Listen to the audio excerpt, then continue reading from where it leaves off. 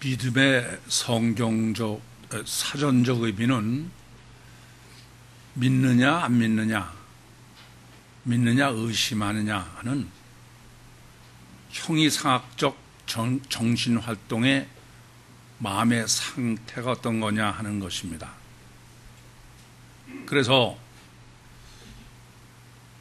예수께서 십자가에서 흘리신 보혈의 대속의 은혜로 제 사함으로 말미암아 천국 구원을 얻는다는 피복음적 믿음은 이러한 사전적 의미의 믿음 그대로 부동불변의 확신을 가지고, 그래서 그 피로 내가 죄 사함 받아서 구원받았다는 것을 흔들리지 않게 그렇게 구원의 확신을 가져라. 그리고 그것의 가장 대표적인 데가 구원파다. 그렇게 보시면 될 것 같습니다. 사실 성경적으로 믿음론을 올바로 정립하는 문제는 어떤 문제보다 가장 중요합니다. 영원한 저 천국에서 영생을 얻는 구원을 성경은 딱 조건은 하나밖에 없습니다. 주 예수를 믿으라. 그리하면 너와 내 집이 구원을 얻으리라. 오직 믿음뿐입니다. 그렇기 때문에 성경적으로 믿음을 얼마나 정확하게 정립하느냐 하는 문제는 뭐 절대적으로 중요할 수밖에 없습니다. 그런데 본문은 이러한 성경적 믿음을 정립하는 많은 예 중에 대단히 중요한 게 본문입니다. 일반적으로 이해하는 본문은 믿음은 뭐 믿느냐 안 믿느냐, 믿느냐 의심하느냐 하는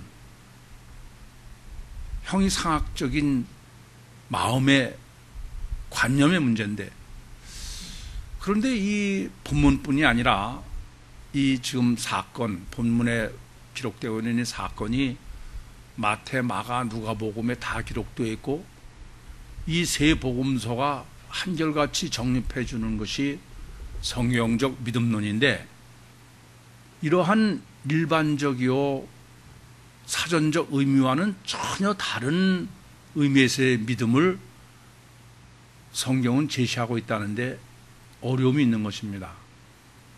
마태복음 8장 26절에는 믿음이 적다, 많다, 이러한 올리고스피티스, 이 올리고스라는 것은 숫자가 작다는 겁니다. 그러니까 양쪽으로 아주 작다는 것을 확실하게 표현하기 위해서 그냥 뭐 좀 적다, 많다가 아니라 숫자적인 개념으로 정확하게 말씀하고 있는 거예요. 그러니까 성경이 말씀하고 있는 믿음은 이렇게 믿느냐 안 믿느냐, 의심하느냐 그런 개념이 아니라 많다, 적다 그런 개념이다. 두 번째는 마가복음 4장 40절에 기록하고 있는 것인데, 이것은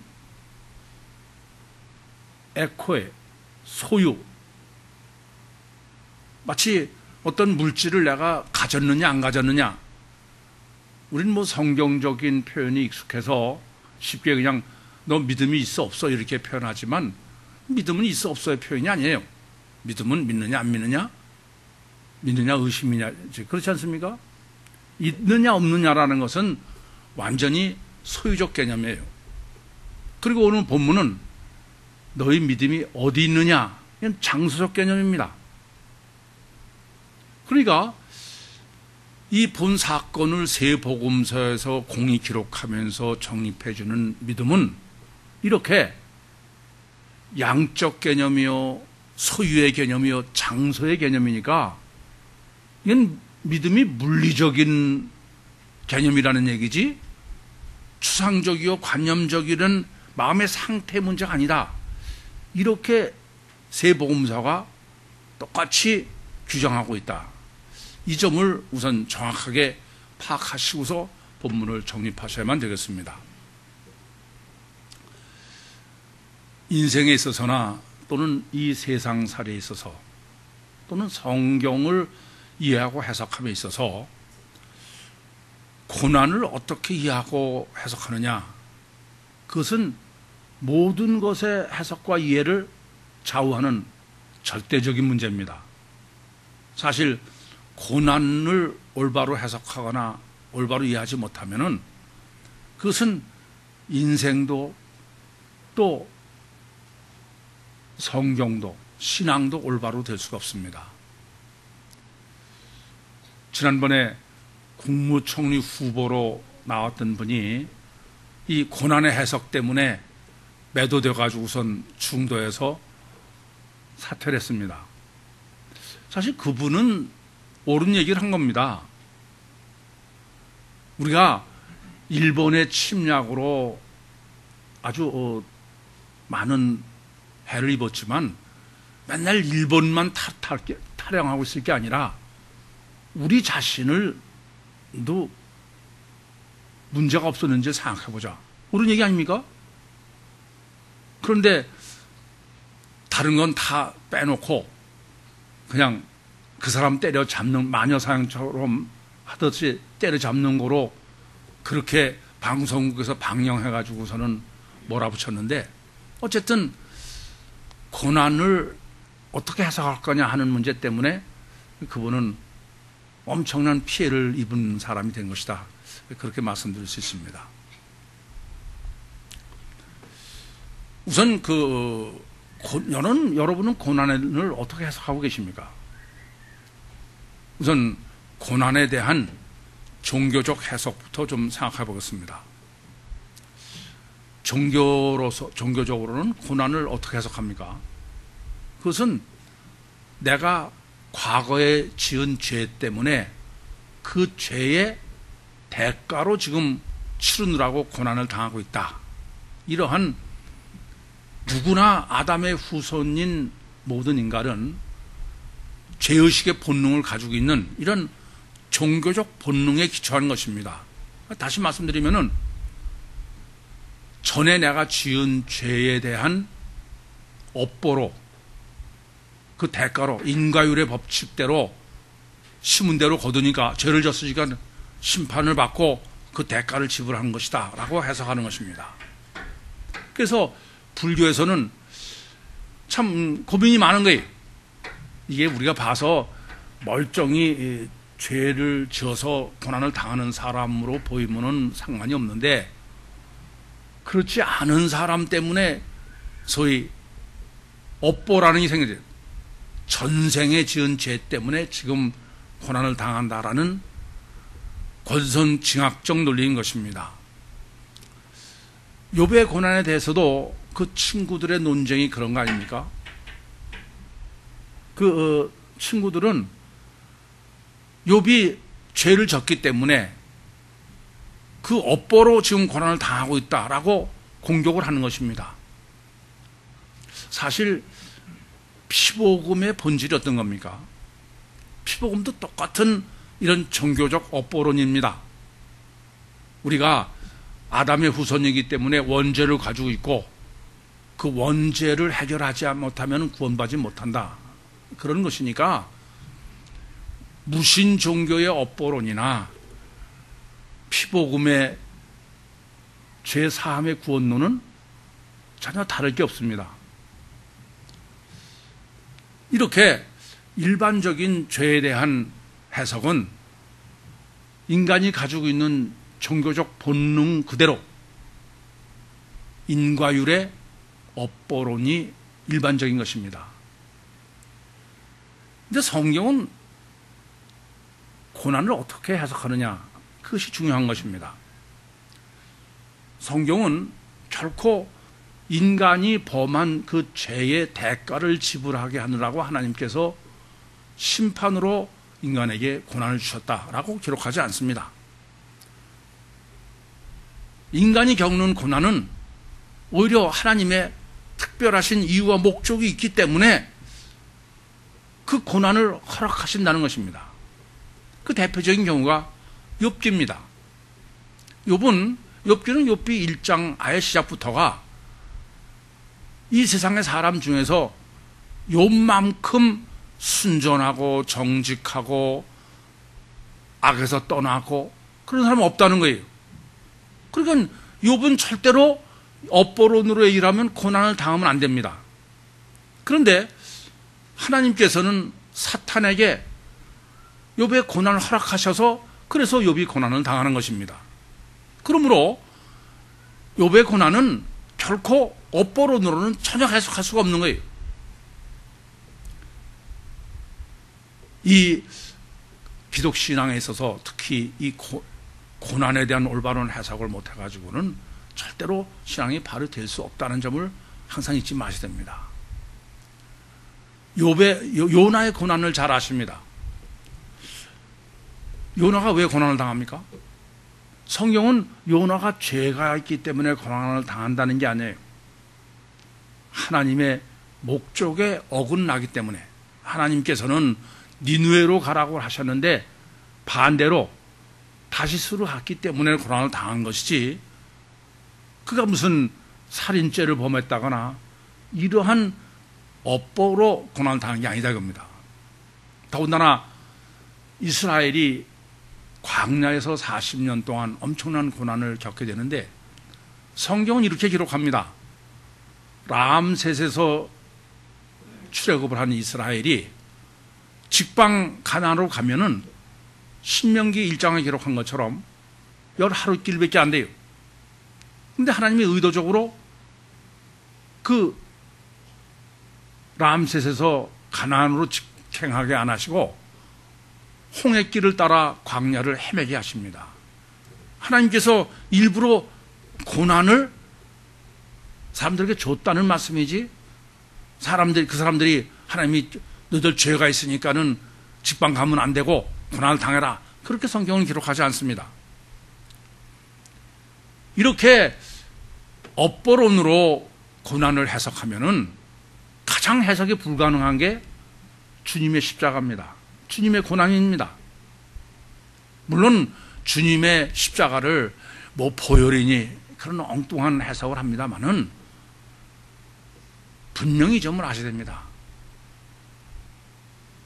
업보론으로는 성경은 전혀 고난을 해석할 수 없도록 못 박은 게 주님의 십자가 사건이라는 점을 꼭 아셔야 됩니다. 주님은 원죄가 없는 분이 전능하신 분은 어떤 다른 방법도 다 동원할 수 있어요. 그래서 사실은 마태복음 16장 24절에 아무든지 나를 따라오려거든 자기를 부인하고 자기 십자가를 지고 날 쫓으라. 왜 주님께서는 십자가라고 하실까요? 예수님의 십자가를 잘못 해석하기 때문에 너희들도 십자가를 져야 된다는 동등한 입장에서 생각하라 그런 얘기입니다. 고난이죠. 그건 업보론으로는 절대 해석할 수 없다라는 말씀이 되는 것입니다. 사실 율신신앙에 있어서의 고난은 그거는 반드시 있어야 되는 필수의 문제지 없어도 되는 게 아니에요. 이 점을 정말 똑바로 아셔야 됩니다. 더더군다나 죄의 대가를 지불하기 위해서 고난을 치는 게 아니라는 점을 꼭 아셔야 됩니다. 그것을 오늘 본문에서 정립해 주고 계신 것입니다. 본문 보시는 대로 지금 제자들이 고난을 당하게 됩니다. 그런데 지금 제자들이 원해서 지금 가버나움에서 배를 타고 갈릴리 호수를 지나가다가 고난을 당하는 게 아니에요. 보시는 대로 전적으로 예수님께서 배를 타고 가자고 그러셔서 주권은 철저하게 주님께서 하신 것이지 제자들의 문제가 전혀 아닙니다. 그러니까 본문에서 먼저 우리에게 정립해 주고자 하는 것은 그것은 이렇게 고난을 당하는 것은 하나님께서 절대로 필요하기 때문에 허락하시는 것이지 너희들이 죄 때문에 당하는 게 아니다 그런 말씀입니다. 이미 말씀드린 대로 욥도 그래서 마찬가지입니다. 그러니까 우선 아셔야 될 건요. 이러한 고난은 아무나 당하는 게 아니에요. 꼭 아셔야 될 것은 그것은 바로 율신신앙을 갖기 위하려면 율신신앙이 아니고 그냥 종교적이다 그러려면 하나님은 고난 허락하시지 않습니다.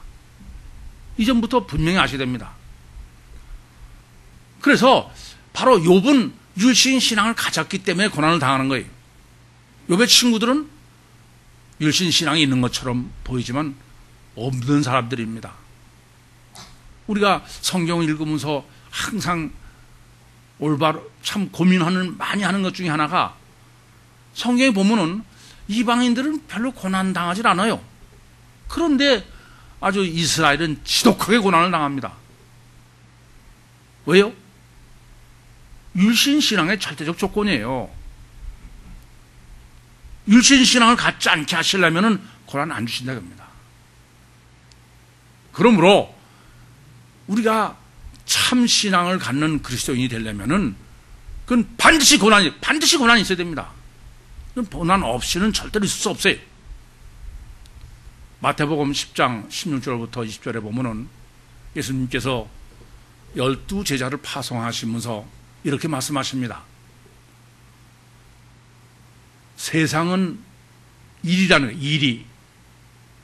근데 그 일이 가운데 너희는 양을 보낸다고 말씀하시는 거예요. 아니 세상이 일이면은 사자를 보내셔야지. 그런데 일이 가운데 너희들은 양으로 가라는 거예요. 살라는 거예요? 죽으라는 거예요? 반드시 고난이 있어야 된다라는 말씀입니다. 이 점을 똑바로 아셔야 돼요. 그러면서 20절에 너희 머리털까지 다 세심받았다는 거예요. 그리스도인이 정말 고난에 대한 올바른 신학적 정립이 되지 않고서는 그건 절대로 올바른 신앙 갖는 건 불가능하다라는 점부터 본문을 통해서도 명확하게 아셔야만 되겠습니다. 그리스도인의 고난에 대한 신학을 정립함에 있어서는 항상 세 가지 점을 잊지 마셔야 됩니다. 첫 번째는 그리스도인의 고난은 그것은 하나님이 허락하신 거다. 전지전능하시고 절대선 절대의시고 최선으로만 하시지 차선으로는 하실 수 없는, 직선으로만 하시지 곡선으로는 하실 수 없는 그러한 하나님의 최선이, 그리스도인이 당해야 되는 고난은 하나님의 최선이라는 걸 잊지 마세요. 동시에 나보다 나를 더 잘 아시는 하나님이 나한테 가장 좋은 걸 주신 것이라는 점을 잊지 마셔야 됩니다. 이걸 잊으시는 순간 그분은 절대로 올바른 율신신앙을 가질 수가 없습니다. 어떤 고난을 당한다 할지라도 그건 결코 내가 죄를 지은 것에 대한 업보가 아니다 그런 말씀입니다. 전생에 무슨 죄가 있어서 이 고난을 당하느냐가 아니다 그런 말씀입니다. 그래서 사도행전 5장 41절에 보면은 사도들이 엄청 고난을 당합니다. 엄청 두들겨 맞습니다. 그러면서 그들은 주님을 찬미합니다. 이 고난에 감내할 합당한 자로 우리를 여겨주신다 그런 말씀입니다. 여러분의 고난이 있습니까? 하나님은 그만큼 여러분을 인정하신다는 사실을 잊지 마셔야 됩니다. 이러한 정립이 안 되고서 맨날 고난을 피하려고만 드는 사람은 애야 율신신앙은 포기하세요. 그건 절대 안 됩니다. 나아가서 정말 고난이 하나님 감사합니다. 그 기도를 할 수 있어야 됩니다. 두 번째는 그럼 하나님은 멀쩡한 우리를 그럼 그냥 꼭 왜 고난을 겪어서만 율신신앙을 갖게 하시나? 그 이유를 본문이 지금 말씀하고 있는 것입니다. 지금 이 배를 타고서 갈릴리 호수를 건너가다가 고난을 겪게 됐는데, 그런데 이 제자들은 어떤 사람들이냐? 이 제자들은 갈릴리 뱃사람들입니다. 주님은 갈릴리 잘 모르시는 분이에요. 주님은 나사렛 사람이에요. 그러니까 지금 본문이 말씀하려고 하는 것은 이 제자들은 지금 현재 당하는 고난에 대해서 아예 전문가입니다. 갈릴리 바다에 대해서도 아주 잘 아는 사람들이고, 기후도 일기도 어느 때 어떨지 잘 알고, 또 이렇게 광풍이 불었을 때는 어떻게 대처해야 될 걸 완전하게 아는 전문가들입니다. 근데 이 사람들한테 지금 고난이 온 것입니다. 본문에서 말씀하려고 하는 것은 자신만만했을 때, 다르게 말씀드리면 교만해서 그렇다. 교만하면 얻어 터지는 것은 필수예요. 이걸 잊지 마셔야 됩니다. 그 외엔 깰 수 있는 방법이 없어서 그래요. 겸손해질 수 있는 방법이 없어서 그렇습니다. 전문가들이에요. 배항에 대한 자신 있는 사람들이에요. 기고만장한 사람들입니다. 그럴 때, 자신 있을 때, 확신 있을 때, 그때 하나님께서 깨세요. 강팍한 거예요. 자기 확신에 차 있는 것입니다. 안 들어먹어요. 여러분도 다 마찬가지입니다. 웬만한 건 그저 듣고선 다 그래, 뭐 저 이해하고 동의하죠. 그런데 절대로 동의 안 하는 게 있어요. 이건 내가 전문이거든. 안 들어. 자기 의심하지 않습니다.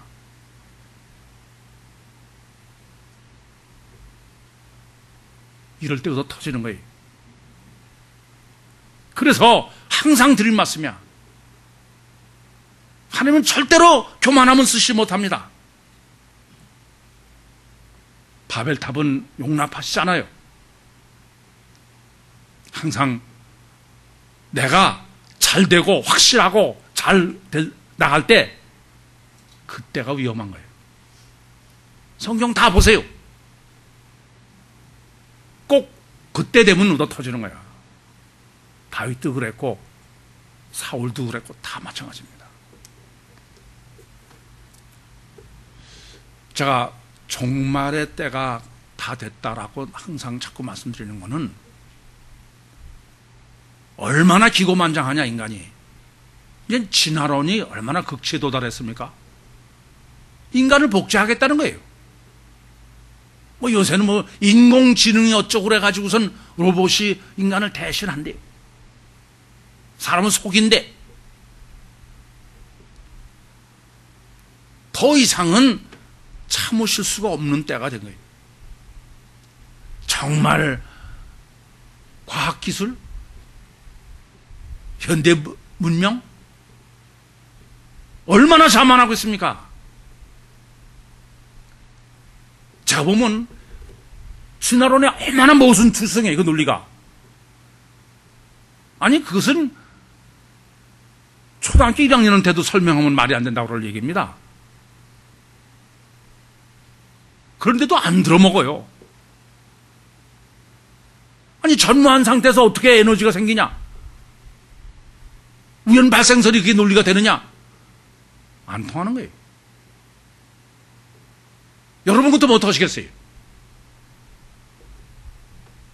그건 얻어 터질 수밖에 없습니다. 세 번째는 인간의 한계를 좀 알라게. 기고만장해가지고 내가 마치 바벨탑에 불 쏴서 하늘에 달 것 같은, 그건 안 된다는 말씀입니다.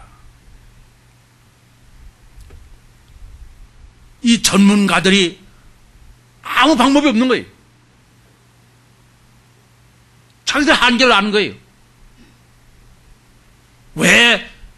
자기들 방법대로 안 해봤겠어요?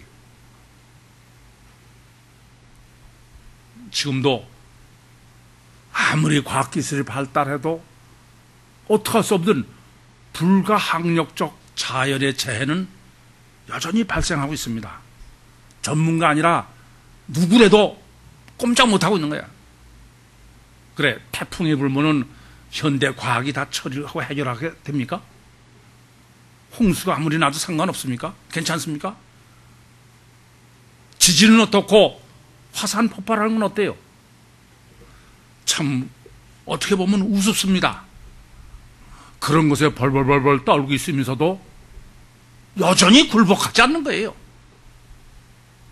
인간의 과학이 다 할 수 있는 것처럼 그렇게 가르치고 그렇게 자만하고 있습니다.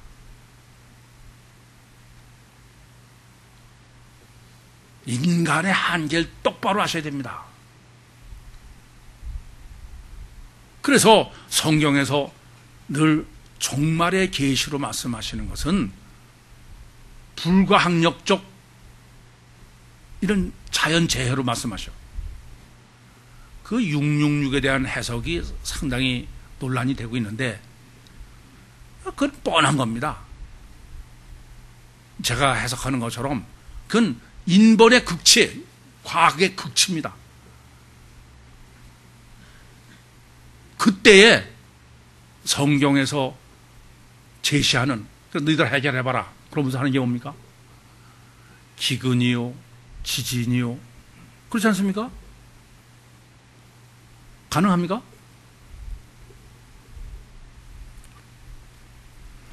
여러분, 이 점을 정말 바로 아셔야 되겠습니다.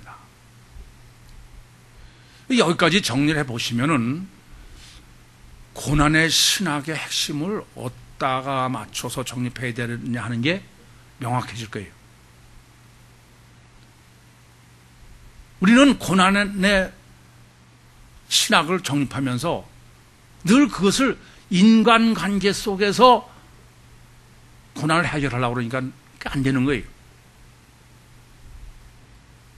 고난은 신과의 관계성에서의 문제를 초점을 맞추고 고난을 해석하고 해결하러 들어야지, 하나님은 지금 신관계에 초점을 맞춰서 전개하고 계신 것을 무슨 업보론이니 종교적인 인간관계의 문제를 해결하려니까 안 되는 거죠. 그게 바로 신앙이냐 종교냐의 차이라고 말씀드립니다. 저는 그 욥기에 대한 주석을 보면서 이 사람들은 도대체 이게 주석을 쓸 사람인가 그런 생각이 들어요. 여러분은 욥과 욥의 친구들이 뭐가 차이가 어떤 차이입니까? 그 두 욥과 욥의 친구가 확연하게 왜 욥의 친구들이 문제고 욥이 하나님이 정당하다고 그러시는지 분명히 아십니까? 이 점을 아셔야 됩니다. 욥은 처음부터 끝까지 욥의 논리는 뭐냐 하면은 하나님과의 관계에서 제기하는 거야. 하나님 왜 그러십니까? 하나님 관계의 문제로 고난을 해석하고 그러고 하나님한테 호소하는 겁니다. 그런데 욥의 친구들은 하나님을 끌어들이긴 끌어들이지만 욥의 친구들은 전혀 그렇지 않아요. 네가 인간관계에서 불쌍한 사람 도와주지 않고 뭐 어쩌고 저쩌고, 그 차이예요. 그 차이를 보지 못하시면 그건 아직도 그건 분별에 심각한 문제가 있는 거예요. 성경이 말씀하는 고난의 신학은 신관계론의 문제지 인간관계론의 문제가 전혀 아니다. 만약에 인간관계론의 문제라고 그런다면은 이미 지금까지 정립해 드린 거나 마찬가지로 다른 모든 고난에도 해석이 안 될 뿐 아니라 특별히 욥기의 해석은 전혀 불가능한 것입니다. 이제 우리가 본문으로 더 좀 고민해야 될 문제는, 그러면은 하나님은 율신 신앙을 가지려면 고난이 있다고 그러는데 왜 꼭 율신 신앙을 갖기 위해서는 고난이 있어야 되느냐? 물론 인간이 교만하고 인간의 한계를 깨닫지 못하는 데에서 기인했다고는 말씀드렸습니다만은 좀 더 실제적인 문제는 우선 인간이라는 존재가 어떠냐 하면요, 인간은 지금 본문에 보시는 대로 이렇습니다. 이 전문가들인 이 사람들이 주님을 깨우면서 죽겠나이다라는 거예요. 이것은 무슨 말씀이냐 하면은 인간은 고난을 당해야 영적 본능이 발휘한다고 합니다. 고난을 당하지 않을 때는 육체 우선이고 보이는 게 전부니까 그것만 가지고 다인 것처럼 기고만장하는 거야. 육체 우선이요? 그 육체 우선에다가 육체 한계에 머물러 있으니까 인간은 절대로 영적 본능이 발동하지 않는다 겁니다. 마치 육체로 다 될 것 같이 그러고 있는 거예요. 그래서 이 점을 아셔야 됩니다. 하나님께서 이렇게 우리에게 고난을 허락하시는 것은 육적 본능에서 영적 본능으로 돌아오게 하려고. 그러니까 여러분 고난을 당하면서도 여전히 영적 본능 때문에 고민하지 않고 육적 본능으로 처리하려고 그러고 삼지사방 뛰고 다니고 있으면 그건 큰일 날 사람이야. 아무리 뭐 내가 헤라클레스 같은 천하장사라도 육신의 죽을 병만 들어봐. 그러면 영적 본능으로 다 돌아가게 돼 있어, 인간이. 제가 목사를 하다 보니까 이 질병을 든 사람 또 죽음을 앞둔 사람을 많이 대하게 되는데 그때 가서야 영적 본능으로 돌아가더라고요. 그래서 뭐 건강이면 다인 것 같고 물질이면 다인 것 같고 출세면 다인 것 같고 그렇게 펄펄 뛰던 사람도 딱 죽음 앞에 놓으면 싹 틀려져.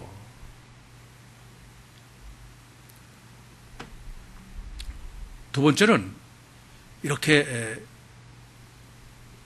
영적 본능으로 돌아가게 하시는 목적은 어디냐면은 그것은 심령이 깨지게 하려고 그래요. 아까도 교만의 말씀들, 자기 확신에 찬 교만을 말씀드렸는데 인간은 하나님께서 직접 내 심령을 깰 수가 없어요. 제가 창세기 32장 24절 25절에 야곱의 야복강에서의 천사의 씨름에서 환도뼈 위골로 설명하고 정립해 드리는 것처럼 하나님은 우리 육신의 고난 자체가 목적이 아닙니다.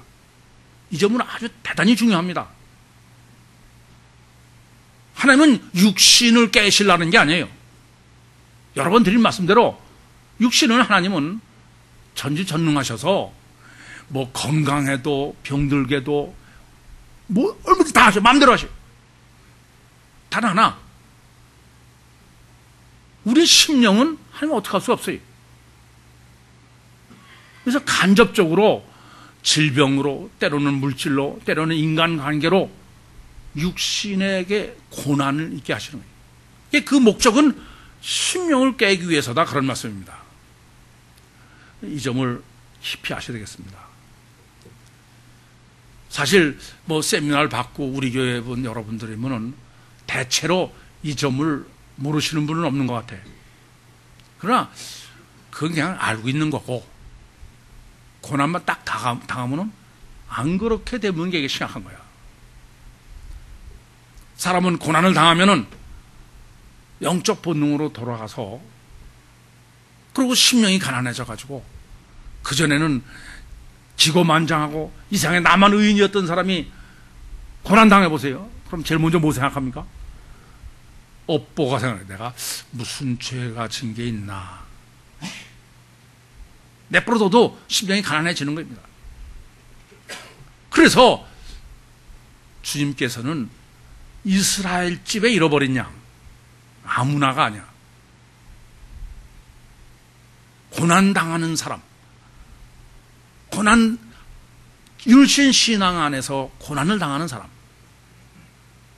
그래서 탕자를 하나님은 원하시는 거지 형이 아니다. 그렇게 성경이 증거하는 것입니다. 그럼 왜 이렇게 꼭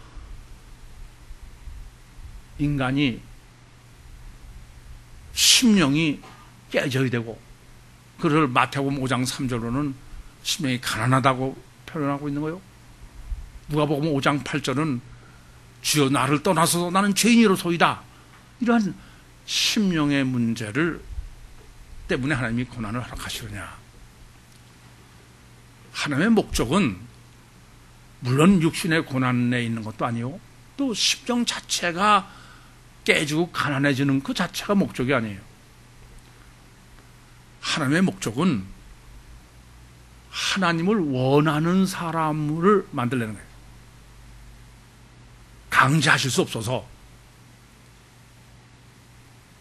그러니까 아무리 고난을 당해도 하나님을 원하지 않는 사람은 그건 하나님이 허락하시는 고난도 아니야. 이 점을 꼭 아셔야 되겠습니다. 저는 이렇게 연세가 꽤 드신 분들, 그래서 몸이 병약해가지고 그래서 오랫동안 고생하시는 분, 그런 분하고 이렇게 대화를 나눠보면은 그분은 정말 진심에서 빨리 돌아가시고 싶어 하셔. 정말. 뭐 음식도 별로 맛도 없고 하루 산다는 게 그냥 힘은 들고, 그러니까 정말 물론 육적 그 생명체의 생존 본능 때문에 안 그렇지만 진심은 그러시더라고. 여러분, 이 점을 아셔야 됩니다.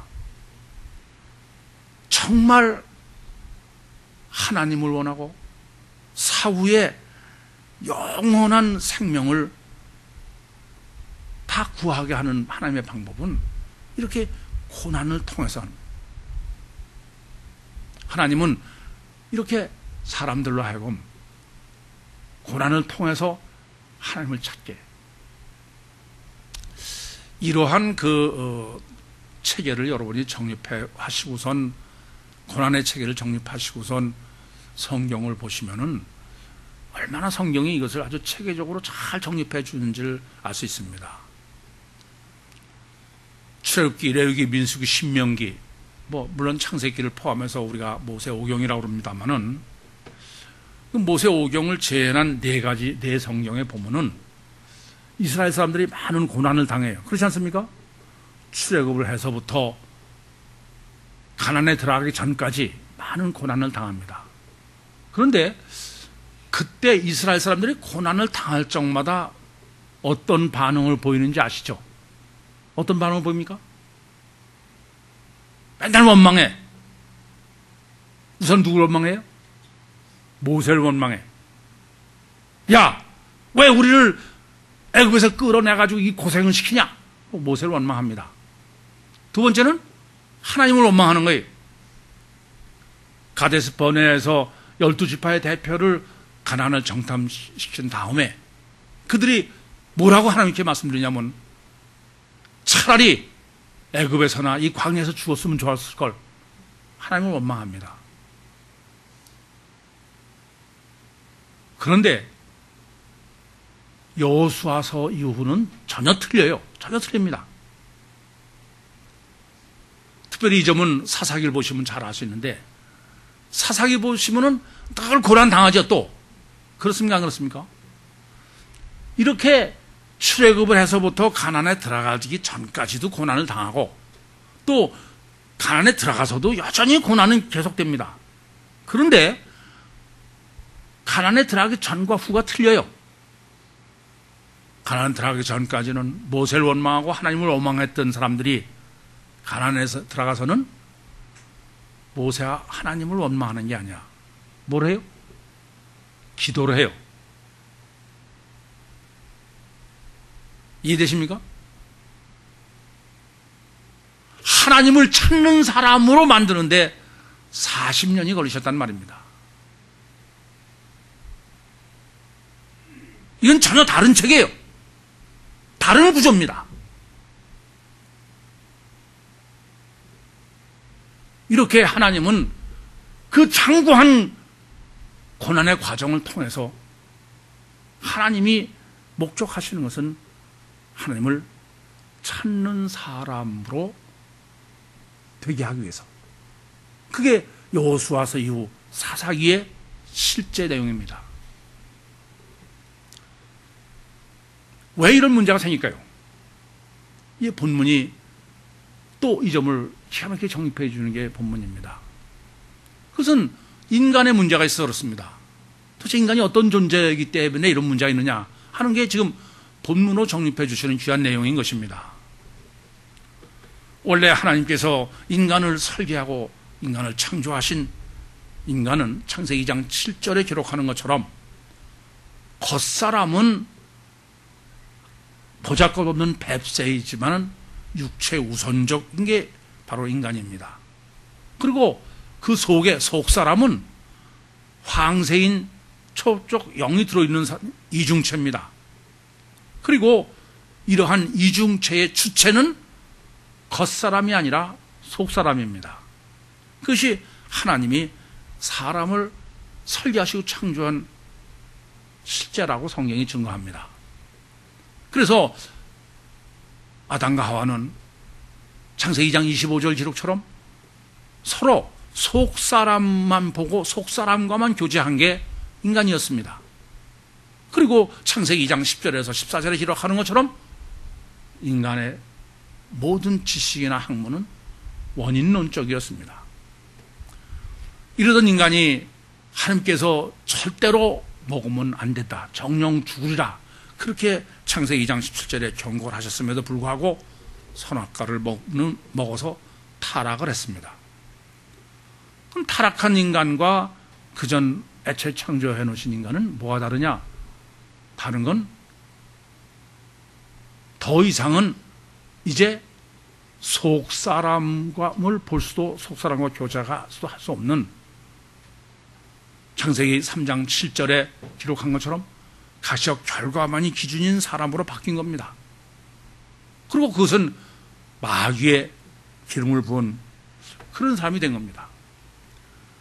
그러니 사실상에 있어서는 이렇게 타락을 해서도 여전히 겉사람과 속사람의 이중체가 인간인데, 속사람은 전혀 볼 수도 관심도 없으니까 겉사람밖에 안 보이고, 그러니까 실제가 이중체임에도 불구하고 인간은 전부 단일체로밖에 인간을 알고 인간을 취급할 수밖에 없게 된 거예요.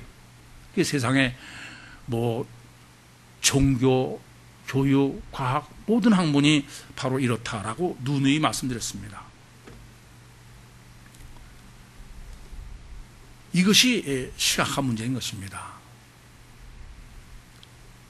전 사실 사람들한테 일반적으로 다 물어보면 정말 유별난 진화론자가 아닌다면은 사람을 단일체로 보는 사람 저는 못 봤어요.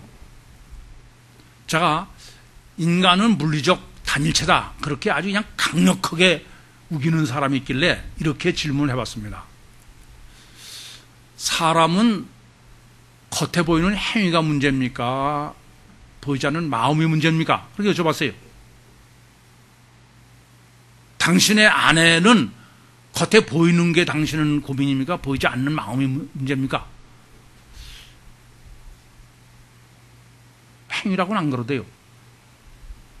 그럼 단일체면 그게 어떻게 다를 수가 있겠습니까?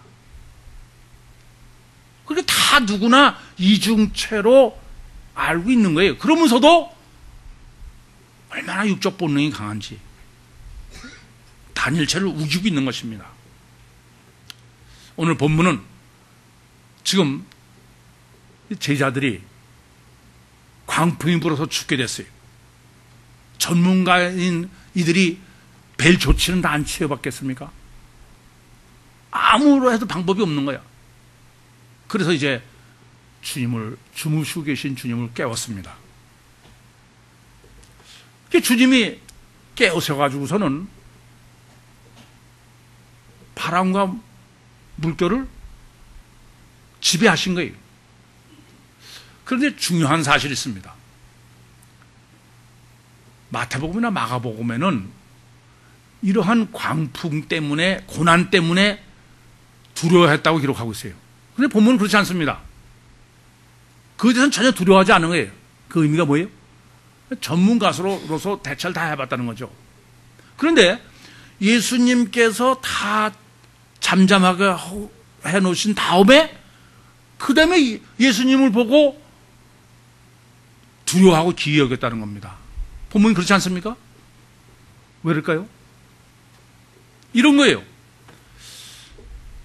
아니, 주무시고 계실 때는, 예수님 주무시고 계실 때는 그야말로 육체가 전부죠. 제가 잠이라는 것을 육체 100% 그렇게 말씀드리지 않습니까? 그리고 주무신다는 건 아무 능력이 없는 거야.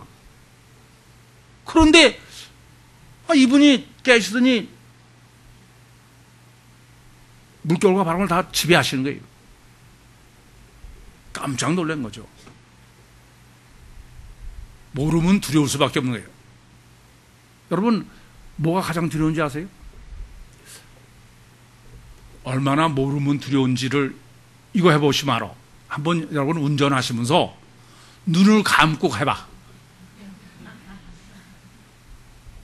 미쳐 나갈 수 있는지, 얼마나 두려운지. 인간은 모르면 그러면 두려운 거예요. 신비한 것은 두려움의 대상이에요. 그래서 제가 이런 말씀 드리죠. 만약에 제가 능력의 종이 돼가지고선 그냥 기적을 막 이렇게 행하고 여러분 그냥 심령 속도 다 들여다보고 그래봐. 어디 가서 우리 목사님 능력의 종에 자랑은 할지 모르지만 적은 가까이 하고 싶지 않아. 그렇죠? 두려움의 대상이야. 여러분, 이 점을 아셔야 됩니다. 저한 위기에 예수 그리스도께서 육신을 입고 이 땅에 오신 목적은 여러 가지가 있어요. 물론 우리를 구원하시기 위한 건 더 말할 것도 없습니다. 그러나 이 점을 아셔야 됩니다. 우리를 구원하시는데 절대적 문제가 있습니다. 인간이 이중체라는 사실을 명확하게 실제로 알기 전에는 그 사람 절대 구원받지 못합니다. 그렇기 때문에 주님께서 육신을 입고 이 땅에 오신 가장 중요한 목적 중에 하나가 뭐냐면은 인간은 이중체라는 것을 주님 자신으로 증거를 해주시는 거예요. 이 점을 여러분이 놓치고 예수님의 공생 읽으시면 맨날 하는 짓거리가 주석가처럼 주님은 그냥 신비하고 무슨 하나님을 계시하기 위해서 이런 소리를 하는 거야. 그런 소리를 못하게 하는 게 지금 본문입니다. 왜요? 주무시고 계신 주님과 자연을 지배하고 계신 주님. 이건 단일체로서는 설명이 전혀 불가능한 것입니다. 그렇지 않습니까? 우리 구원이 육체 구원이 아니라 영혼 구원이라고 했을 때 그럼 이중체가 확실하지 않으면 그건 절대 구원 안 되는 거예요. 이게 적당히 돼가지고 예수도 단일체로 십자가에서 육신이 하나님이니까 피로 구원받았다고 우리도 그냥 단일체로 그러면서 천국 구원이라고.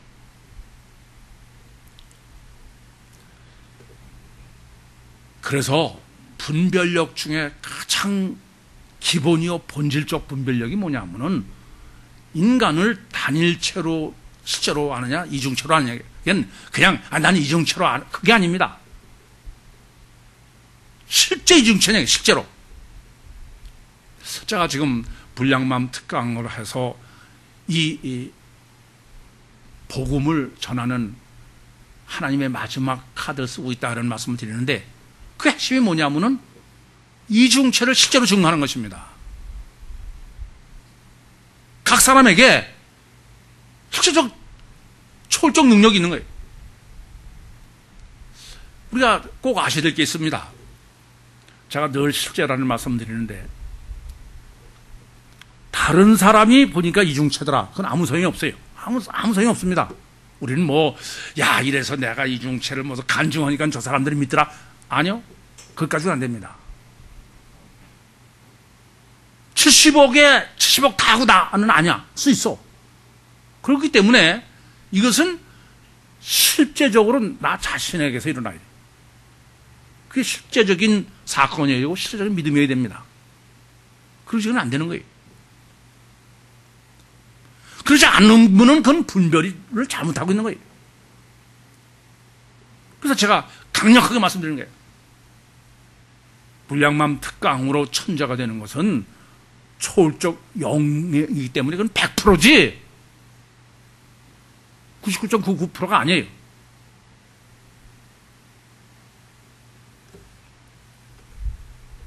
여러분 이 점을 아셔야 됩니다. 아직도 이중체적 실제적 분별이 안 돼서 육체 우선이라 심령에는 고민도 안 하면서 열심히 살고 있습니까? 글쎄요. 천국은 포기하시죠. 심각하게 고민하셔야 될 문제는 바로 다른 거 아니에요. 나 자신이 실제로 단일체냐 이중체냐. 그것의 본질적 문제는 어디 있느냐. 그게 지금 본문의 목적입니다. 본문은 잘못 이해하시면은 고난을 정립해 준 거나 인간론을 정립하거나 그렇게 이해하시면 안 됩니다. 본문은 목적 자체가 믿음론을 정립해 주는 것입니다. 지금 예수님께서 너의 믿음이 어디 있느냐 이렇게 질문하십니다. 그래서 제자들은 저가 뉘기에 이런 반응을 보인 것입니다. 우선 이 두 가지를 놓고 생각하시면은 믿음이 어떤 것이다라는 게 굉장히 체계적으로 정립되실 수 있으리라고 여겨집니다. 그러면서 우리가 한번 피복음적 믿음이 어떤 것인가를 먼저 정립하시겠습니다. 피복음은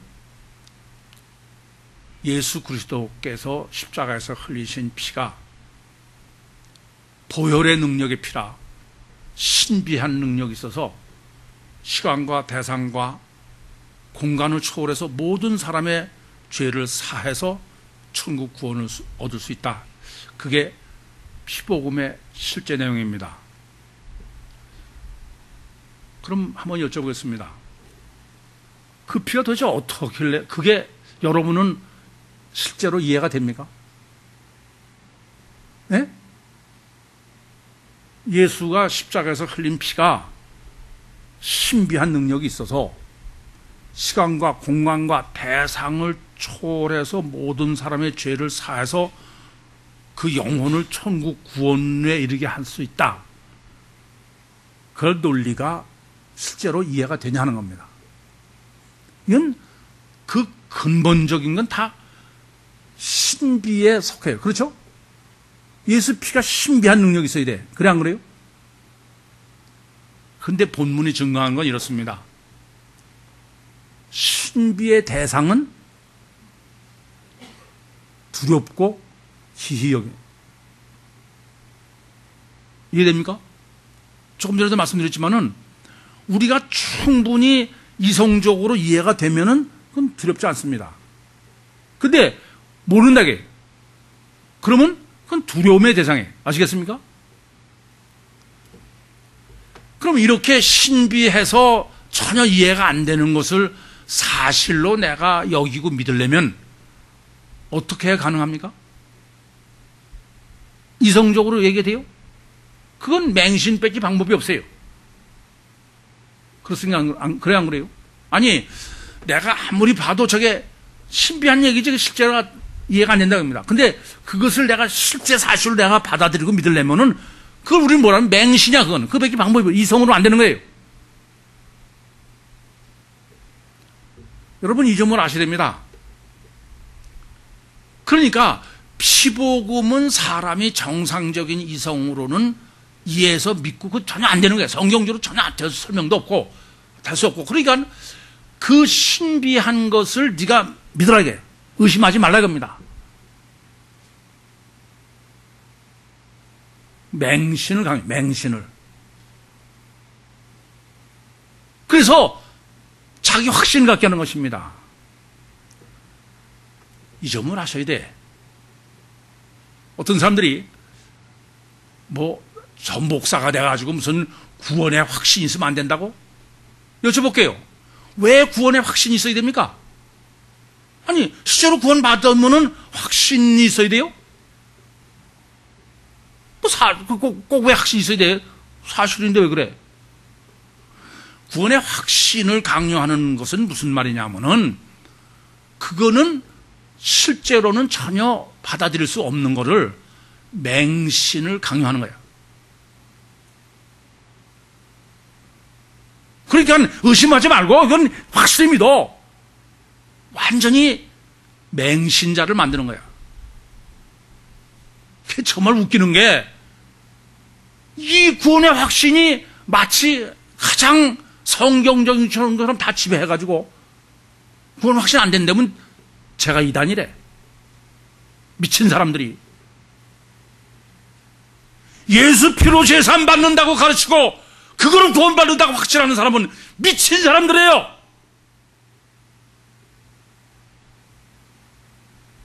그 미친 사람이지 정상적인 이성으로는 절대 없는 겁니다.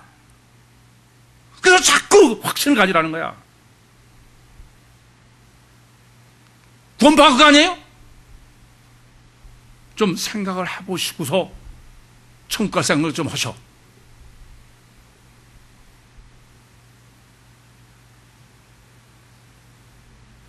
자, 세미나 하면서도 뭐가 실제적 믿음이라고 그럽니까? 이건 실제적으로 충분히 납득이 되고 이해가 되고 논리가 맞고, 그러면 그럼 확신 가질 거 없어. 그 무슨 확신을 가져? 자꾸 확신을 강요하는 거는 신비고 이성을 내버려두면 그건 믿지 못할 사람이기 때문에 그래. 그건 미친 사람들을 만들면서 그게 가장 복음주의라고요?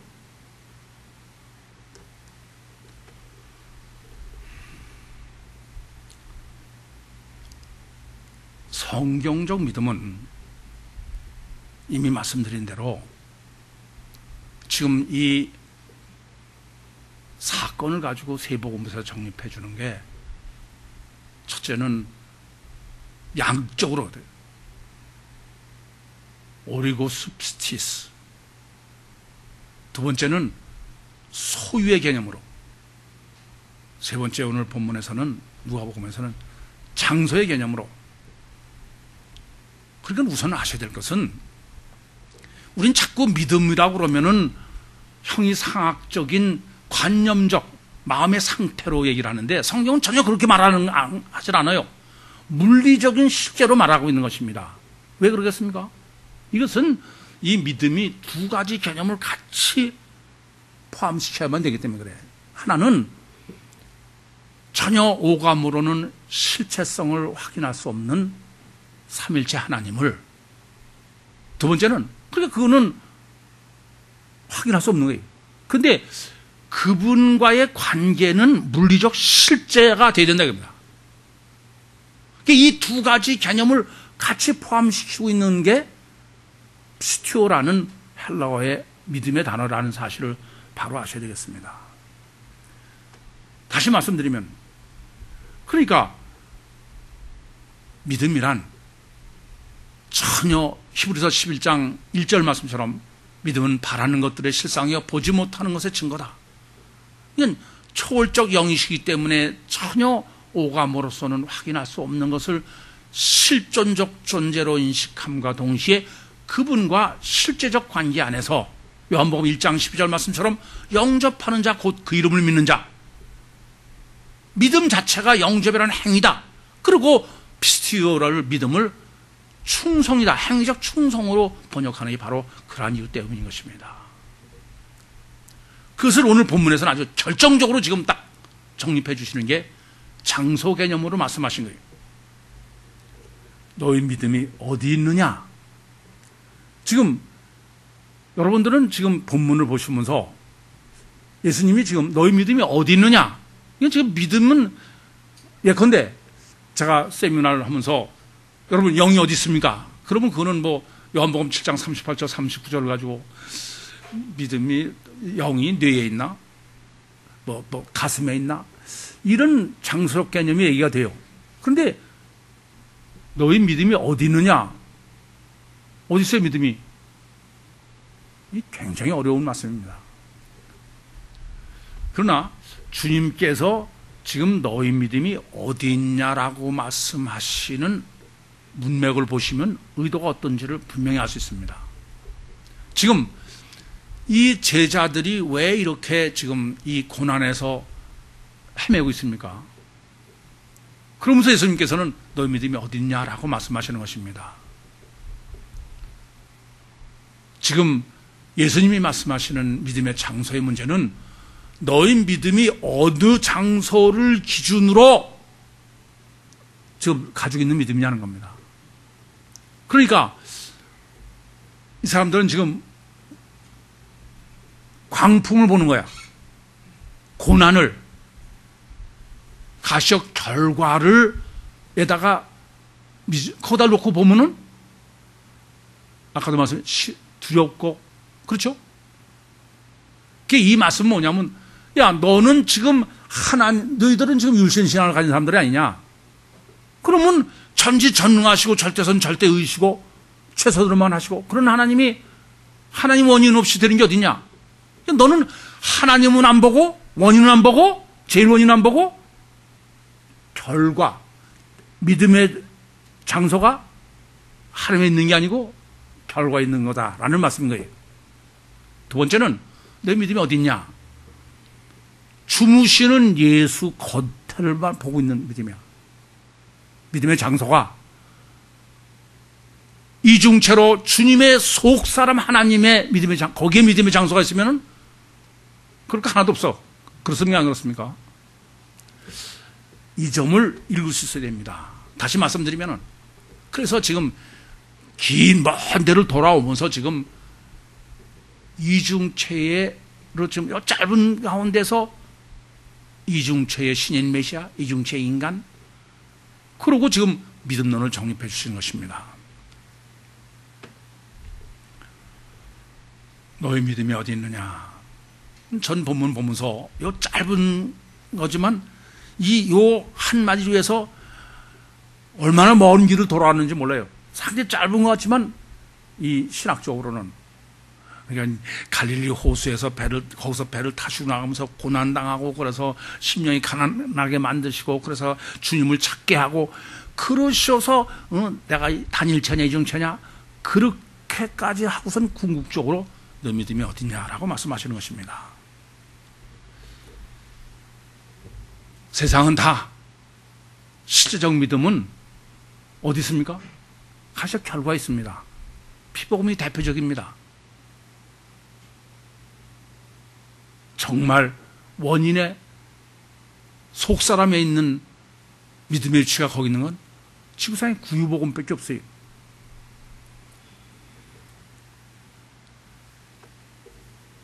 그런데 이런 목적은 믿음이 왜 예수 그리스도의 속사람에 있어야 되고 왜 결과가 아니고 원인이 하나님이 있어야 되고 왜 내 심령의 속사람이 있어야지 겉사람이 있어야 되면 안 되느냐? 그것은 하나님이 예수 그리스도의 속사람이 하나님이고 내 속사람을 구원하시기 때문에 그래요. 그래서 이 점을 잊지 마셔야 됩니다.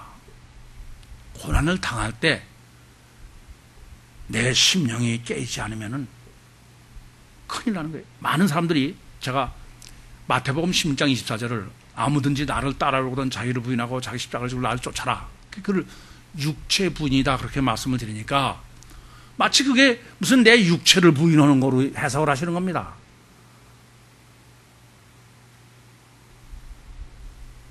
육체가 아니에요. 아시겠습니까? 심령이요 마음이 아무리 육체를 부인하고 육체를 다 갖다 버리고 부자 청년이 있는 걸 다 팔아 가르치고 아무 소용이 없어요. 우리는 그게 중요한 거로 여깁니까? 아니요. 그거 아무 소용이 없습니다. 정말 내 심령 속이 깨지기 전에는 아무 소용이 없어요. 저는 목회를 하면서 어떤 사람이 고난을 당하면은 고난당하는 사람이 저 사람 빨리 고난을 좀 해결해서 그랬으면 좋겠다 그런 마음을 들지 않고 저는 무슨 생각을 하냐면은 고난당하면 아주 쪼마쪼마합니다. 왜냐하면은 하나님께서 지금 저 귀한 기회를 주셔서 깨질 기회를 저 귀한 기회 때 저 사람이 안 깨지 못할까? 그게 걱정인 거야. 그 고난 해결될 걸 걱정하는 게 아니라 제가 지금까지 보니까요 고난을 당하면서 심령이 깨지지 않으면 큰일 날 사람이 되는 거야. 다시는 돌아오지 못할 사람을 너무 많이 봤습니다. 고난 당할 때는 저한테 그런 소리 많이 들어요. 목사님, 이 복음이 아니면 제가 이걸 어떻게 했는지 모르겠습니다. 그래서 저는 나도 외모밖에 못 보니까 저 사람이 심령이 깨졌나 보다. 근데 아니더라고. 그러고 나면은 그렇게 이 복음이 아니면 세상에 없을 것 같은데 조금씩 달라지더라고요. 다시는 돌아올 수 없는 길을 가더라고요. 정말 삼박자 구원보다 고난이 더 귀한 것이라는 점을 똑바로 하시기 바랍니다. 절대 놓치면 안 됩니다. 저는 제대로 하진 못합니다만은 고난이 닥칠 적마다 그걸 어떻게 하면 안 놓칠까 그런 고민을 합니다. 이렇게 하시는 주님의 목적은 영이신 하나님, 예수 그리스도의 속사람과 내가 연합을 해서 결혼하기를 원하시기 때문입니다. 그것이 궁극적으로 하나님을 찾게 하시는 목적이 성령으로 거듭난다, 성령 침례다, 우리는 그렇게 말합니다.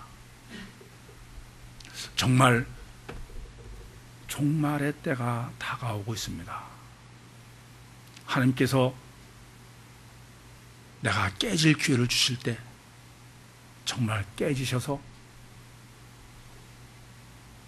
정말 심령에서 주님을 소원하시고 그러므로 해서 주님을 내 심령 속에 영접해드리는 믿음으로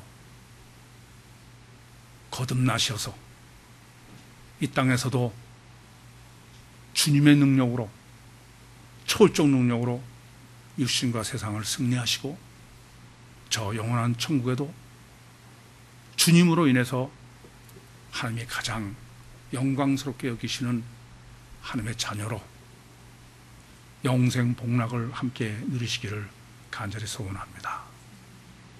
기도하시겠습니다. 살아계신 아버지 하나님, 은혜와 사랑을 감사합니다.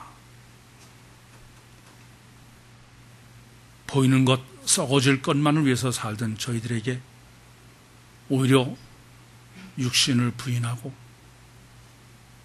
오직 하나님으로 예수 그리스도로 육신과 세상을 승리케 하심을 감사드립니다. 지금까지 은혜 베푸시고 능력으로 함께 하셔서 인도하신 주님, 마지막 한 사람까지